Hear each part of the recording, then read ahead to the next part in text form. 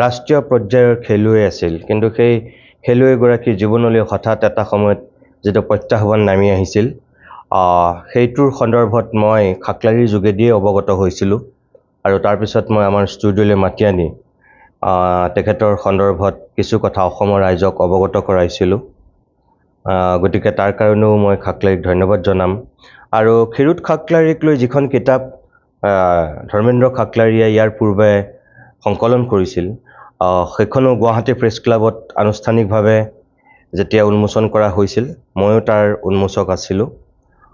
গতিকে এনেকুৱা কিছু কাম কৰি থাকে খাকলাৰীয়ে। সাংবাদিকতাৰ বৃত্তটোৰ বাহিৰত থাকিও লিখা-মেলা কৰি বা সামাজিকভাৱে কিছুমান কাম কৰি তেওঁ ভাল পায়, মই জানো। আৰু তেনেকুৱা ব্যক্তিক কেতিয়াবা উৎসাহ দিব লাগে, প্ৰেৰণা দিব লাগে।